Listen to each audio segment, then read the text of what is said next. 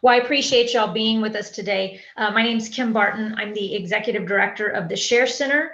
The Share Center is right here in Spring Branch. We're in the Faithville Shopping Center, if y'all know where the branch is. It's just not down far from Smithson Valley High School. The Share Center, it stands for Sexual Health and Reproductive Education. So all of our services are free and confidential, and really we offer both medical services along with support services for families that are either pregnant or perhaps they have sexual health related issues, STD testing and treatment. We do parenting and prenatal classes. So we have a lot of different services that we offer here in the community. Today we've got Joanie Eaton. She is our nurse manager, and she's going to be doing our presentation on Be the Louder Voice. And basically, what we'll be talking about today is in this sexualized culture that we're living in and we're trying to raise our children in, how do we be the louder voice? How do we make sure that our children are learning from us and they're not learning from the culture and from media? And so what Joanie's going to be doing today is she's actually going to be providing 3 views. We're going to be looking at what science says about the topics that we're discussing today, sex and talking about sex and relationships with our children. So we'll look at the scientific view. We're also going to look at the cultural view, what culture and what society says. And then we're also going to look at the faith-based view. What does God say? So we're hoping that each of these perspectives will speak to y'all. Some of y'all might be looking more at a scientific point of view. Some might be looking at the faith view. And we all should be looking at the cultural view, because when it comes down to it, that's what our kids are hearing. And so we just want to look at each one of those views and how do we kind of incorporate those and use each one of those views to then talk to our children. So just a couple of things today. Want to make sure that if that y'all know that normally this class is done in an 8-week program here at the center. And so Joanie is really trying to highlight some things in a very limited amount of time. So just know that when you're watching, you may be thinking, gosh, I wish I knew where she got that information from, or I wish she had more information about this. That's going to be covered in our 8-week program. If that's something that you're interested in, then you're welcome to contact us. At the end of the slides, our contact information will be there and you can contact us directly. So just wanted to let you know, it may seem like a lot of information packed in, that we really unfold more in that 8-week program. Also, if you have any questions during the presentation, feel free to go into the chat. And you can either post that where everybody can see your question, or if you have a more personal question that you would rather it just go to us, then I ask if you'll just put that to me, Kim Barton, and then I will just pose that. If I feel like we can answer that at that time, we'll go ahead and pose that. If not, we'll wait toward the end of class to address that question if we have some time. And we are hoping that we'll have some time for open questions at the end. But during the session, if you'll just stick that in the chat, and then we'll try to address those as we go. And I think that's pretty much everything. So Joanie, if you want to go ahead and sure. Get on into it. Sure, okay. So good morning, everybody. Today's, like Kim explained, we are compacting a lot of information into 50 minutes. So bear with us. The topics that we're going to kind of talk about a little bit today are, why do we need to be the louder voice? Why are we hesitant to do so? How and when do we start? A little bit about pornography, the new drug, how we protect our children, STIs and birth control and what we need to know about those, and abstinence, and is it realistic? So without further ado, let's just jump right in. So why is it important for you to be the one to talk to your child about sex? Joanie, just real quick, if you'll share your screen at the bottom, because I know you've got a screen to share right now. And so I know we had it shared earlier, but it's not showing right now. Okay. I'm sorry. Share my screen at the bottom. You know, at the bottom where you've got the little green share screen. I'll come over there. Yeah, sorry. No, that's okay. Y'all bear with me. I'm kind of novice at Zoom. Bear with me. Oh,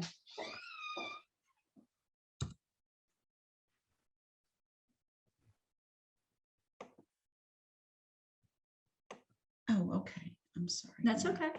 We go back to this. There we go. And then Beginning. okay. Now we're Oh, sorry, guys. Appreciate it. Okay, so why is it important for you to be talking to your children about sex? Why is it important that it's you? Well, there's 4 main reasons. One is that children should have, science and God agree that children should have a healthy perception of sex. We want our children to have a good perception. Children also should have healthy, we want them to have healthy sex lives and healthy marriages. We want our children's future to be healthy and them to be secure in that. So the third reason is that it's our responsibility. Okay, we are their parents. We are given them as their parents, and we are to parent them. So, but again, God and science agree. And Joanie, Joanie, just real quick, I just wanted to point out that some of y'all may be thinking, y'all probably have children of all different ages here. And so part of what we're going to be talking about today is why do we want to talk about this even as young as 3 years old? And Joanie's going to be really going into that at each age and appropriate development. How can we start having these conversations at a younger age? So I just wanted to preface that because you may be thinking like, I've got a 2-year-old here. Like, how does this apply to me? So we'll be getting into that. And when Joanie's talking about how science and God agree, and then we'll go into culture, just know that again, if in a more time, we'd be able to show, and we will a little bit today, some of the scientific evidence or the research, and then the scriptural stuff. So you'll see some of that. Sometimes we don't have time to get into that. So just know that that would be discussed further in the 8-week program. Okay. Thanks, Joanie. Oh, no problem. Science says that according to teens, parents are the most important influence on their teens' decision about sex and relationships. And so statistics show that it's even more important than their friends, their siblings, or media. Well, if that very most important person is silent, then where do they go? They go to the media, friends, and siblings. And so that's why it's so important for us. The CDC reports, does talking with teens about sex make a difference? According to teens, the answer is yes. And in national surveys, I'm sorry, I got my finger got crazy on here.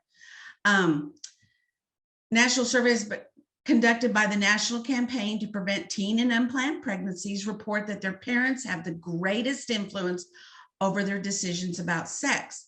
And more than friends, siblings, or the media, teens also say they share their parents' values about sex, and decisions about delaying sex would be easier if they could talk honestly with their parents. So according to many researchers, the answer is yes as well. So not only are the teens saying this, researchers are saying studies have shown that teens who report talking to their parents about sex are more likely to delay having sex and using condoms when they do have sex. And parents should be aware that the following important aspects of communication can have an important part in their teens' behavior. Sorry.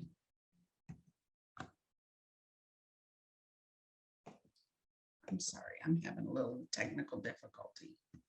Okay, so the communication that impacts teen sexual behaviors, what is said, how it's said, how often it is said, and how much teens feel cared for and understood by their parents.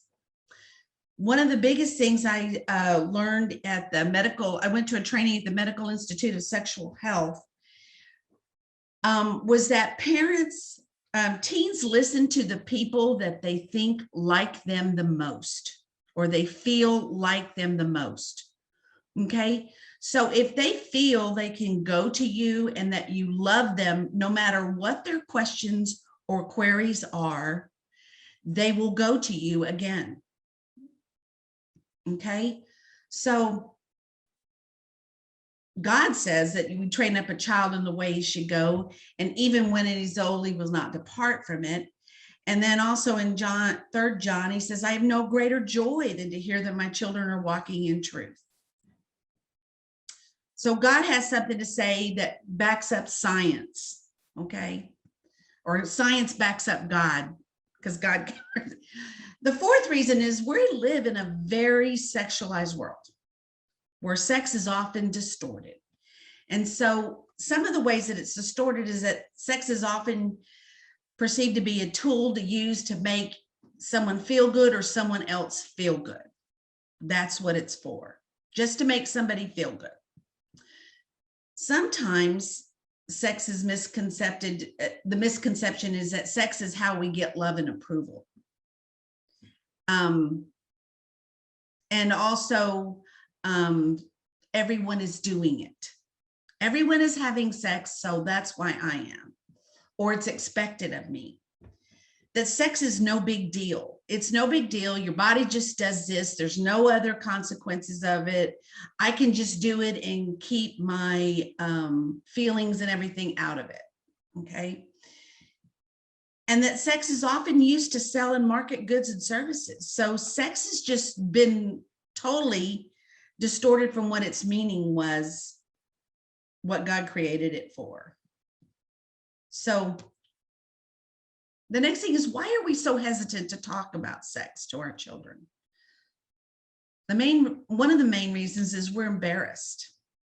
But I would implore you that if you really understand what sex is about and the bond between male, female, and how the body was created to have sex, that you're going to be less embarrassed. But the biggest thing is that the more you talk about it, the less embarrassed you get, because it becomes something that is very natural to you.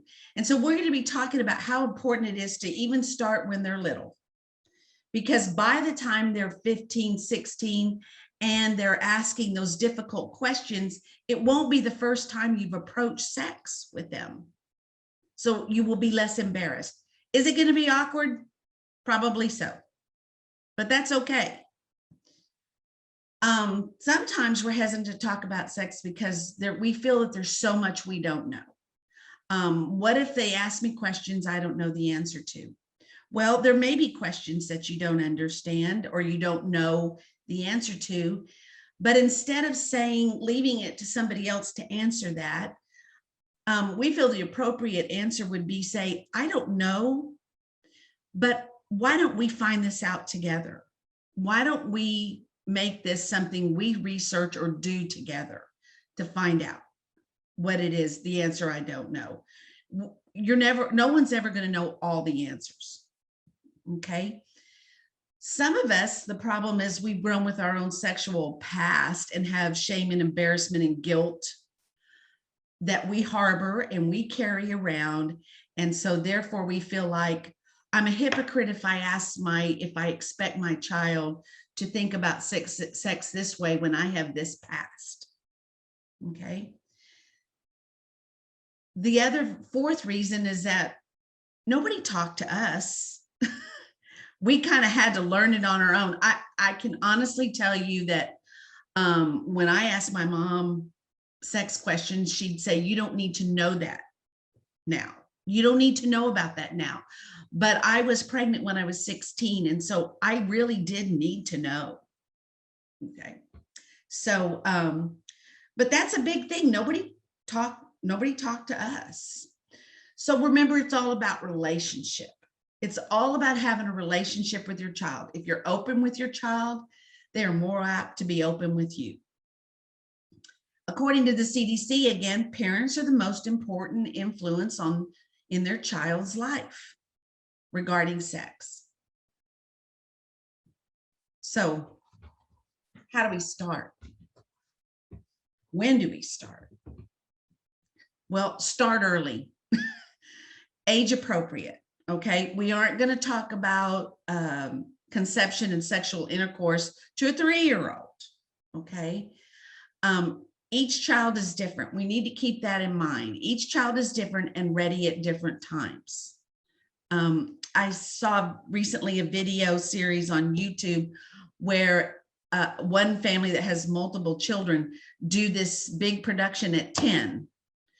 But I can tell you that a child that is the oldest child of a couple of siblings might not be as ready as the youngest child of several siblings, because the youngest child has already been exposed to things of the older siblings. And so they may be ready earlier, but that's up to you as a parent to decide and to discern, are they ready? And we'll talk a little bit about how you can find that out. So look for signs that they're ready. What are their questions? Watch their play. What are they talking about in their play? And another thing is model a healthy relationship. Children learn from watching. And if they see healthy hugging, healthy touching, healthy relationships at home, they are going to more likely model that. Okay. I was a single parent for 17 years. There really wasn't a whole lot at home to model to them. So it had to be in the way I address certain things, okay? Because they couldn't see that relationship at home. So let's talk with like 3 to 5 years. Concentrate on babies, nature, their belly button, God's creation for boys and girls. Yes, you have a penis and your sister does not. She's a girl and you're a boy. Simple as that. It doesn't need to go into big detail. Proper name for body parts. Joanie, yes. would you, I don't know if you remember, but I remember you one time you shared the story about, I think it was you, where a parent was concerned because they were bathing their toddlers together. It was like, I don't remember, a 3 and a 1-year-old, and they were a boy and a girl. And their concern is that the little boy noticed that he had a penis and his sister didn't have a penis. Mm-hmm. And one thing we have to be careful of as parents is not to take that as a sign as, oh my gosh, I have to separate them now. I can no longer bathe them together. Instead, that's a healthy talking point to be able to identify that, yes, there are differences between your bodies. Because when we start to say, oh no, we need to separate them, and they can start seeing that, oh, that's not a safe thing for me to talk about or ask about. So that's when we, at that young age, we do have to watch how do we react to very innocent questions that they may have at that age. Most definitely, Kim. Thank you for adding that. And the other thing is, this is a good opportunity for them to see the difference, the boy and girl difference.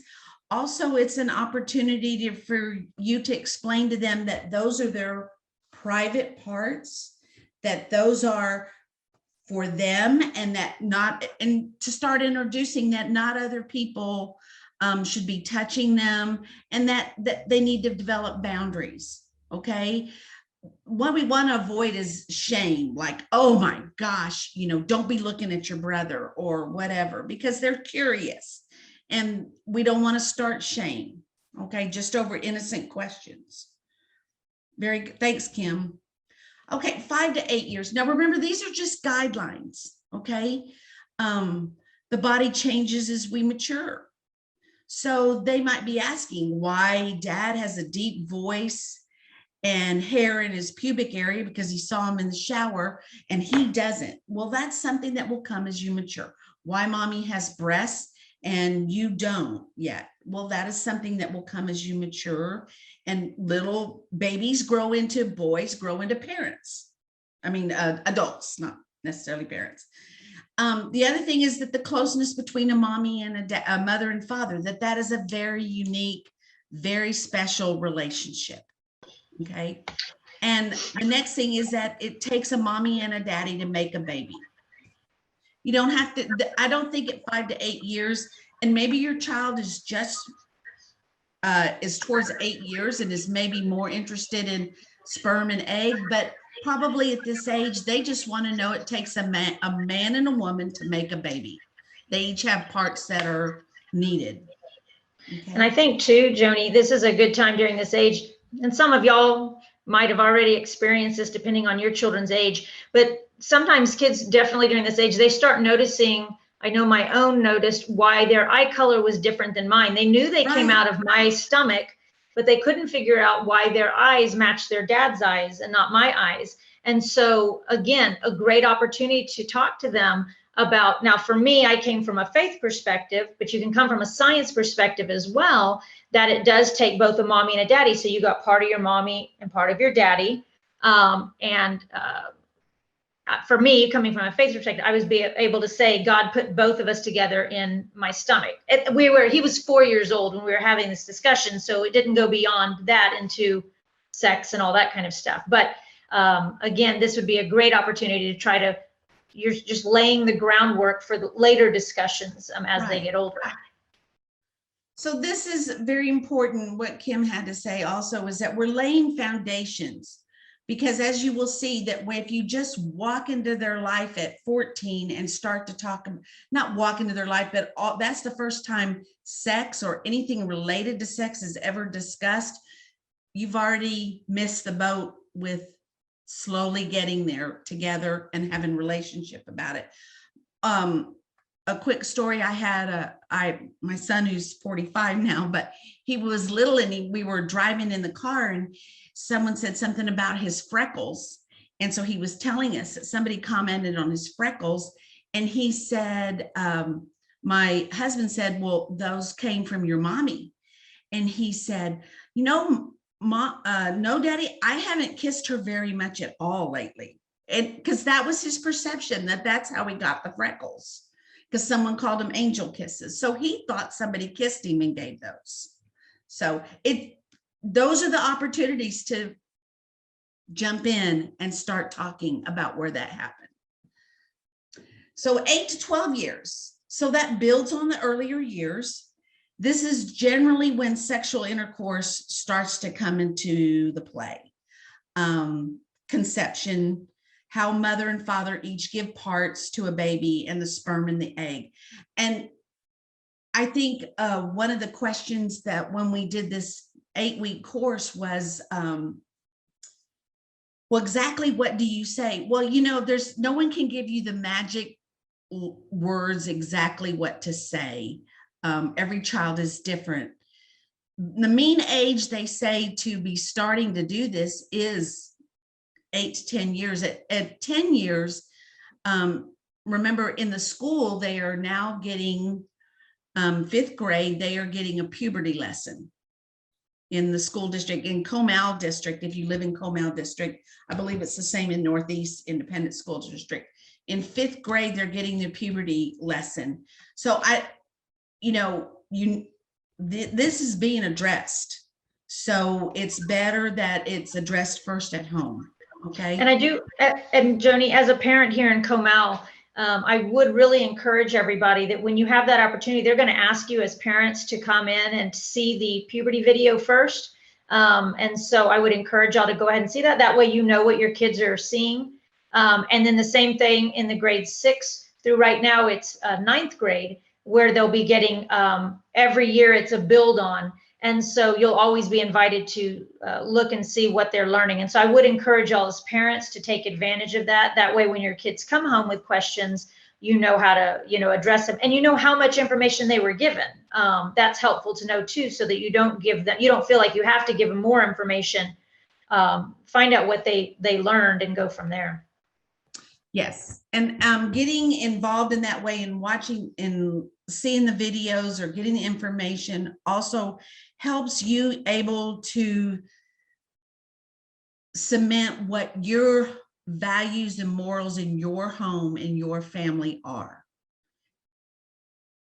With cement those. Okay. So when they get home and they've talked to you about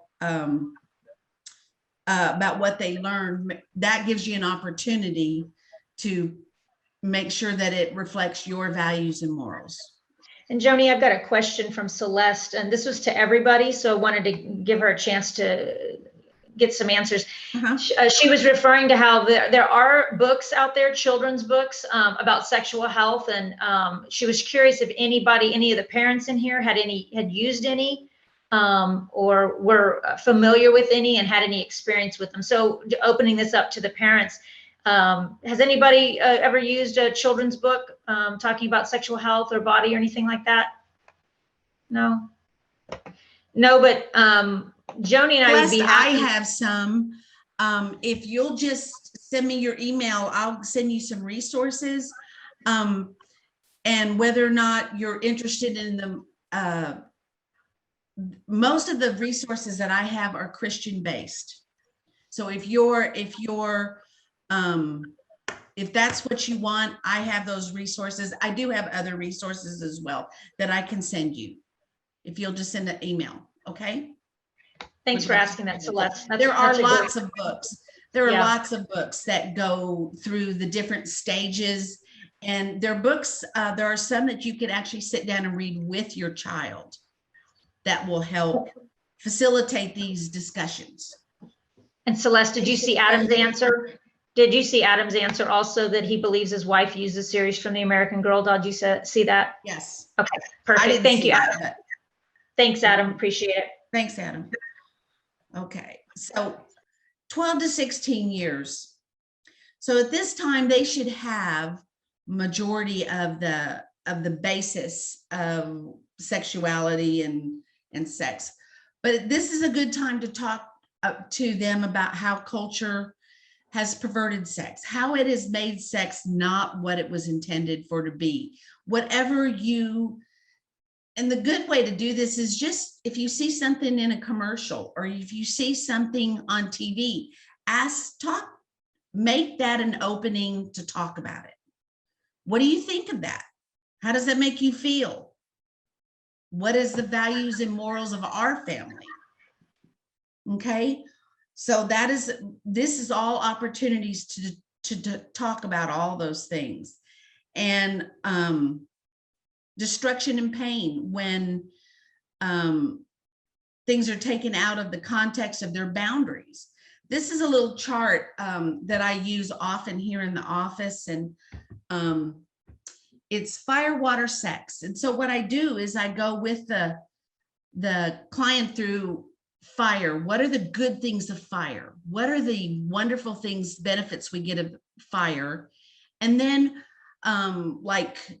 heat, and we cook food, and fireplaces are amazing, and campfires. But what happens when fire gets out of the boundaries from which it was intended? Destruction and fires and wildfires and homes burning down. And then we go on to water. Water is a wonderful thing, and it's flows from the river, and bubble baths are great, and waterfalls are beautiful, and we need it to drink. And then what happens when water gets out of its boundaries? Flooding, destruction. And so that the same thing happens with sex. Sex is a beautiful thing. It's a wonderful thing. It's awesome. It creates babies. It creates bondings between a man and a woman.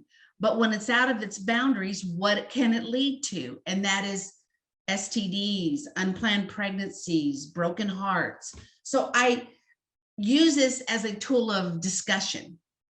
So this chart helps you sit down and talk about how everything is good, created to be good, but when it's outside of its boundaries, this is what happens. So the next thing we need to talk about is pornography. It's what we call the new drug. It's really prevalent. The definition of pornography is the depiction of erotic behavior intended to cause sexual excitement. That's the definition. It's not just naked pictures. Often when we think of pornography, we think just of Playboy magazine, or the magazines that used to be behind the stand in the 7-Eleven, and the guy had to go up to the counter and ask him, and it's wrapped in plastic and stuff. But now, due to technology and culture, it's in our music, it's in our TV, and it's in social media. So it's everywhere for our kids. And so it's not just naked pictures. One of the things to remember about the music is listen to the music and the lyrics of some of the music. How many of you have ever heard or danced to the wobble? The wobble? Well, I encourage you to look it up. The wobble is a song that when I first heard it, it just makes you want to dance. Okay. So I have video at my house of me dancing with my children, my son, and my grandbabies. Okay. My grandchildren. I never listened to the words of the wobble. It was a good song. I mean, we just danced and had a great time with it, but we weren't listening to the words. So I encourage you to go back. I encourage you to look at the words of one of the big popular artists is Cardi B. Go listen to some of the lyrics of her songs. And our children are being exposed to this. And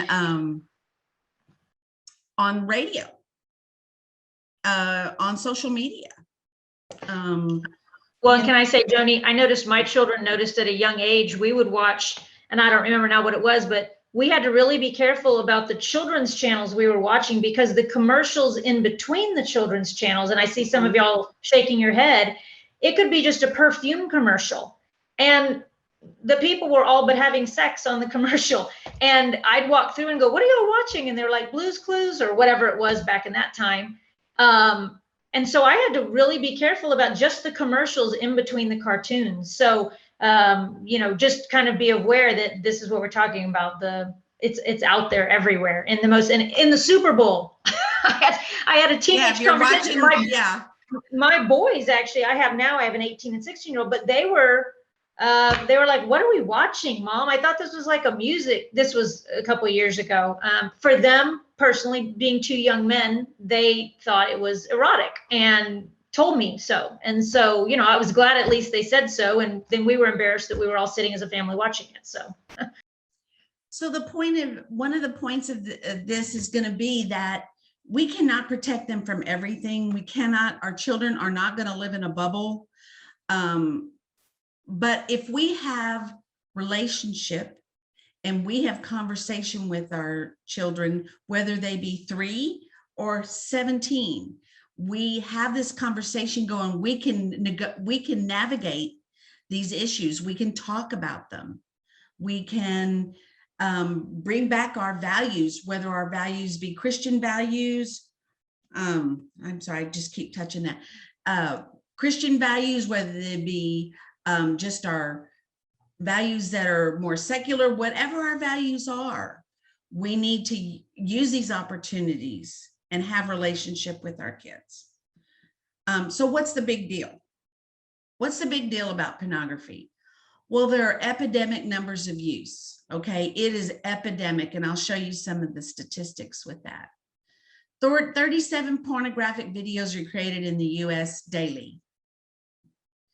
2.5 billion emails containing porn are sent and received daily. 68 million search queries related to pornography. 25% of total searches on the internet daily are for pornography. 116,000 queries daily of child pornography. So, and the age of first exposure of pornography is getting younger.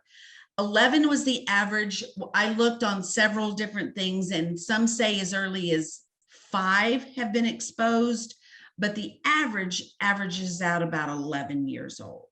Okay, so if our children are being exposed, and we as parents do the best that we can to protect our children. However, things get by us. Things happen at other places where we're not present. So we need to be aware. So the porn industry's and this really interested me. The porn industry's annual revenue is more than the NFL, the NBA, and the MLB combined. And it's also more revenue than ABC, CBS, and NBC take in. That's how much money the porn industry brings in.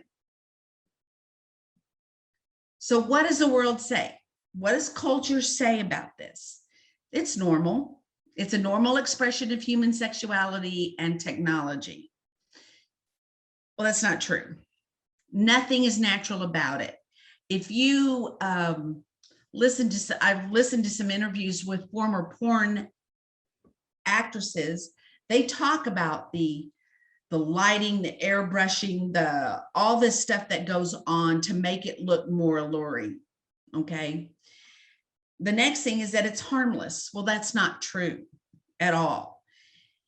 For one thing, if your child is exposed to it, it damages their right to be innocent.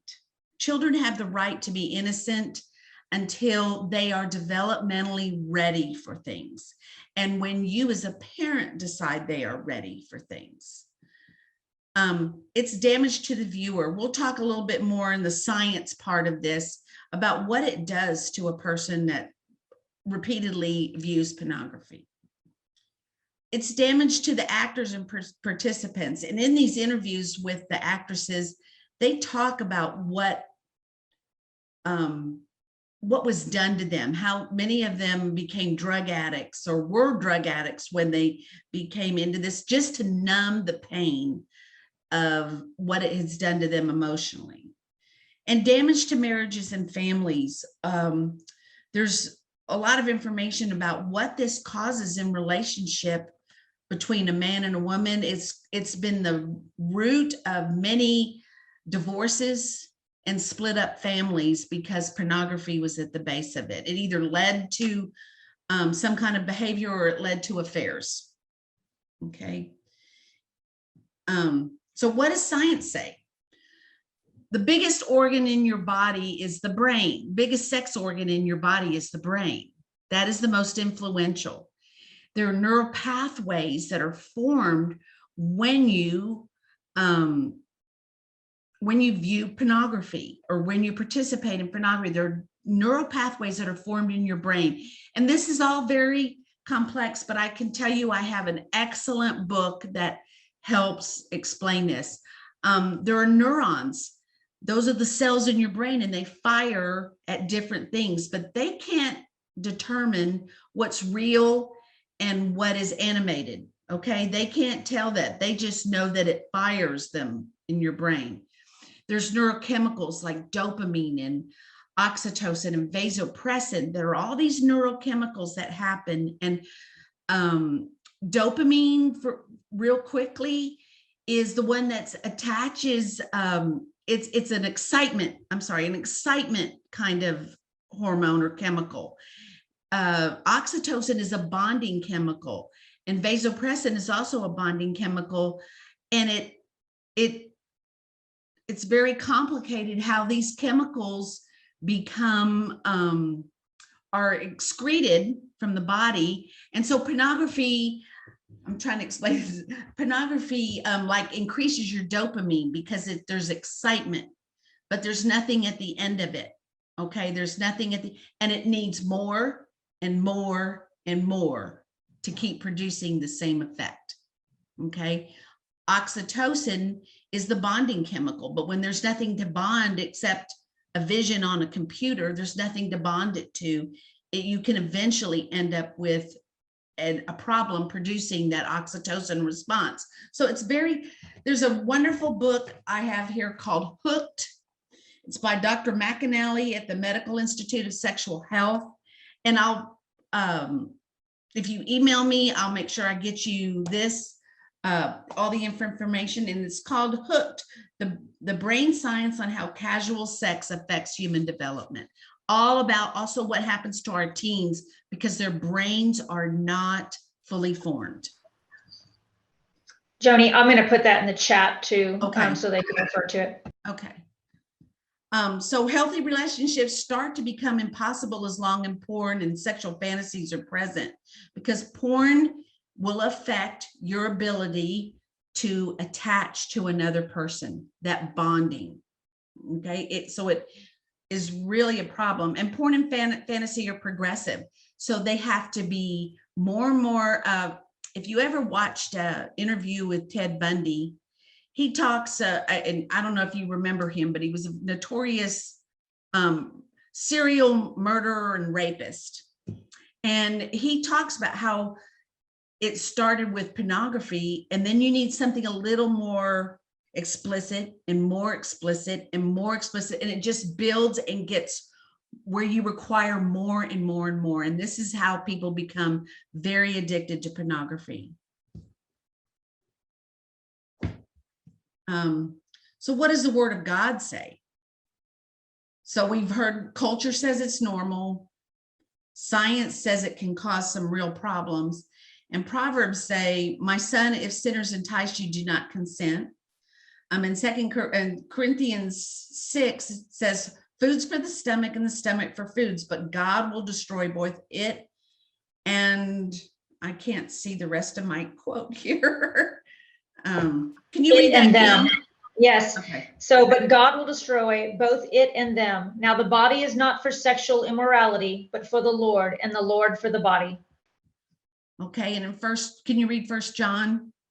Yes, ma'am. 1 John chapter 2, verse 16. For all that is the world, the lust of the flesh, the lust of the eyes, and the pride of life is not of the Father, but is of this world. And then Matthew 5, verse 28.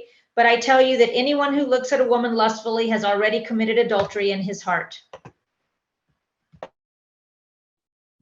So, with all that being said, how do we protect our children? How do we do this? We all want to take care of our children. Number one is talk to them. You will not be the only voice, but you need to be the louder one. Prepare them that there are images and ideas in the world that you do not agree with, and talk to them about that. Monitor what they watch, listen to, and ask them what they're being told and by who. The biggest thing, and I think I failed to put this on there, is we don't want to do this with shame. We don't want to shame our children if they saw something. We want them to feel free to come to us and tell us, and then talk them through that. Because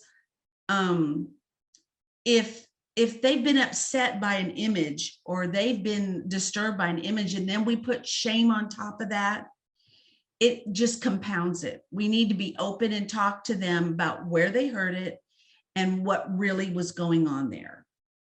Okay, and what our values are about that, and how they can and how to turn their eyes, how to flee, how to get away from that.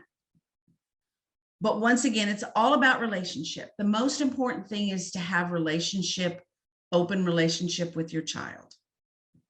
The next thing is about STIs, abortion, and unplanned pregnancies.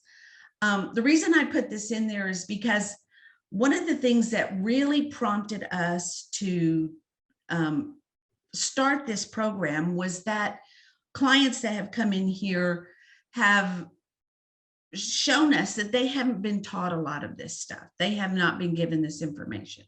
So I encourage you to be informed so that you can have informed conversations with your child.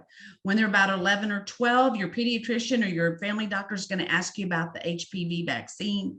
Find out about it. Find out why, and formulate why you're going to have it and why you don't. And try to formulate that with your child, okay? Why you feel they should have it or they shouldn't. The morning after pill.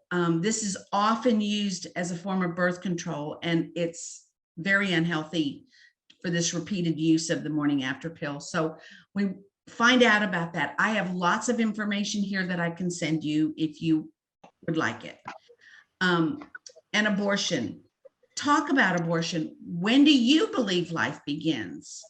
Get that conversation going so that you can talk to your child about it, so that if and when a friend is facing that or they hear about it, have that conversation. So use conversation to find out what they know and what they don't know, and go from there. And then never be hesitant to say, I don't know, let's find out. Don't be hesitant. It's better than just making it up. Okay, just tell them you don't know, but you'll find out, and you'll do it together. And Joanie, can I just add that one of the other things we've heard parents say is that their son or their daughter asked them a question, And they said, I just told them right away, like, you don't need to know that until you get older. And we've heard that several times now. And that's what we're kind of talking about today is if they're asking it now, they probably need to know because they've obviously heard about it. I've had to have some really ridiculous conversations with my 8-year-old at one point because he asked me things that I'd never even heard of before, but he heard about him from school. So I had to go research him and have conversations with him. Now, how you have that conversation might be different depending on their age, but to tell them, don't, we're not talking about that, you can't handle it, that's just going to cause them to then go back to friends or go to the internet to find those answers. So that's exactly right. What'll happen is if you don't say, I will find out and we'll get back together, or we'll find this out together, they're going to go find that information out from somebody or somewhere, and it may not be what you want them to hear, what you want to be their explanation. Okay. We want your voice in this. And the next thing is abstinent. Is it realistic? It is. What is it? What truly is abstinence? And it's the practice of restraining oneself from indulging in something, whether you're abstaining from chocolate or you're abstaining from having sex. Okay. So what does culture say? Culture says that it's abstinent until marriage is abnormal. Okay. In Guttmacher in September of 2019, Guttmacher does a lot of statistics regarding sexuality and abortion. And sexuality is a fundamental aspect of being human, and sexual activity is a basic part of human development for young people in the United States. So it's saying it's normal for them to be being sexually active as a teenager, young people. And the other thing is everyone is having sex. Well, per the CDC, 52% of teens are having sex in some form. Okay, whether that be oral sex or any other kind of sex. Okay, 47 have no sexual contact, and that comes from the U.S. Department of Health and Human Services. And Joanie, can I add a statistic that I was doing recently for another presentation? And that is that in the last 2 decades, the CDC has found that teens are actually delaying their first sexual encounter. So where back in the 80s and 90s, it would happen at a younger age, teens are actually making decisions to delay that until they're older, 18 and 19. So it's something that, I think it's definitely a myth out there that everybody's doing it and at a young age as well. Do you know how much time we have left? It's 12:52 right now. So I have 8 minutes? Yes, ma'am. Okay. Real quick, I want to tell you a story that I tell teens a lot. Is that there's 2 basketball players that played for the Lakers.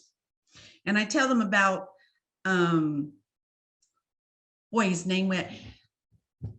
his name just went out of my head. The one who has HIV, Magic Johnson. Thank you.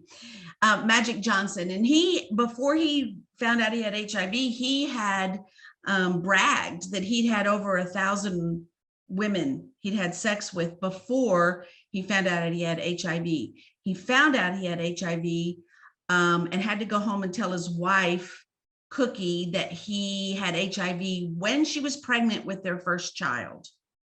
Okay. AC Green also played with the Lakers, and he made an oath as a teenager to decide to abstain until he got married. Well, this was not looked upon greatly with some of his team members, and they sent prostitutes to his hotel room. They did everything to tempt him, but he did not have sex until he got married. And but he never had to go home and tell his wife that he had HIV, and it may have infected her and their preborn baby.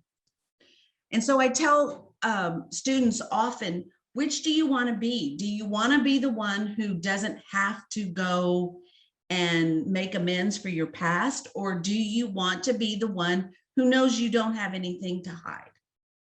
or anything that think about that. Just think about what that difference in the light of ever having to do that.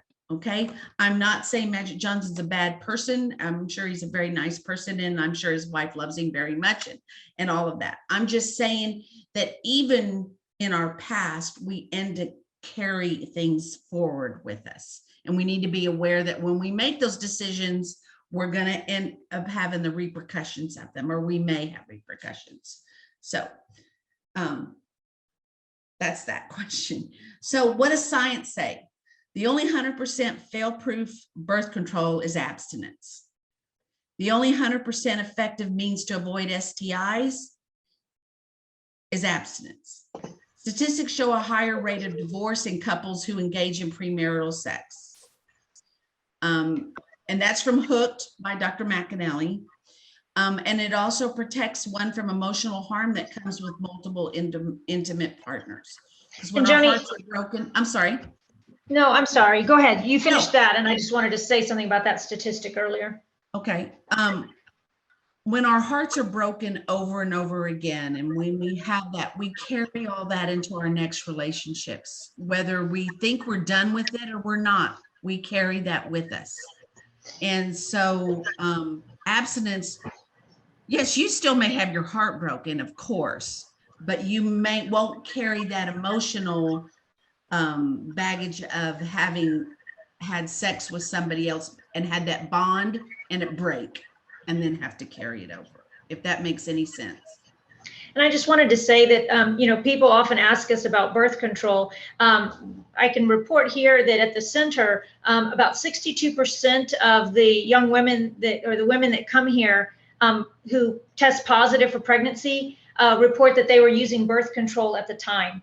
And then also, as far as STDs, in Comal County, we've seen that between the years of 2011 and 2018, one of the STDs, chlamydia, had increased by 83%, and gonorrhea had increased by 135%.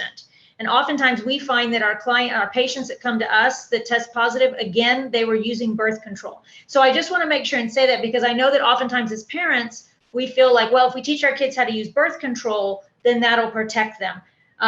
We've already talked about not protecting their hearts. We know that, but we also need to think about, are they using birth control correctly? And even with STDs, if you use it correctly, that's not going to prevent the majority of the STDs. And we won't go into all of that here, but just wanted to give you all some statistics on that locally. Yes.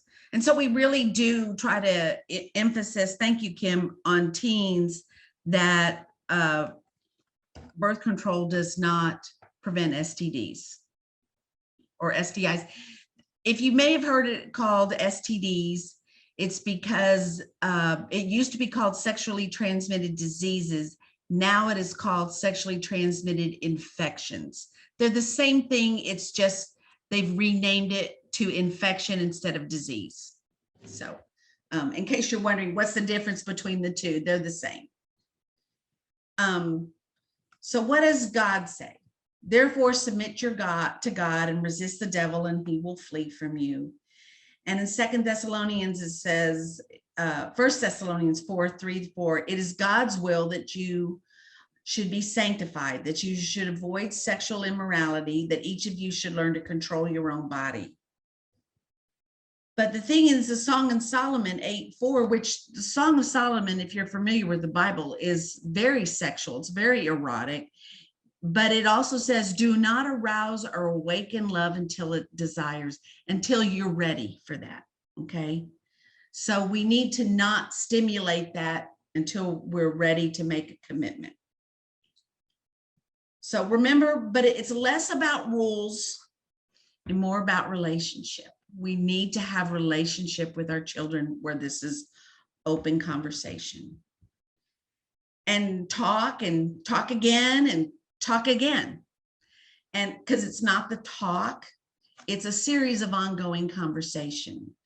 It used to be you were going to sit down and have the talk, but most of us didn't get the talk. But the talk should be talks, plural, on and on, ongoing. And we want to encourage you to all do that. And you know what? It's never too late to start. If your child is a teenager and you haven't started, it's never too late to start. And you know what? I wish I'd known that when my children were little, when to start. And that's it. If y'all have any questions or any kind of ideas or anything you want to share, there's my email. There's Kim's email. There's email to the center. We'll get any of them. And also, just so y'all know, if you are interested in the 8-week program, again, you can contact Joanie there. We don't have it scheduled this time because once we have our participants, then we'll find a time and a day that's suitable, that hopefully we can include as many participants as possible, given y'all's schedules. Or if you have individual questions, of course, reach out to Joanie and we'd be happy to talk more with you, or with your teens too, or children, or however we can best serve you. So we really appreciate this opportunity, guys, to be able to talk with y'all today. Bethany, we appreciate the library allowing us to do this as well. Thank you, Joanie and Kim, for taking time out of your busy lives. We really appreciate it. Thank you. Yeah, thank you. Thank you. Bye-bye.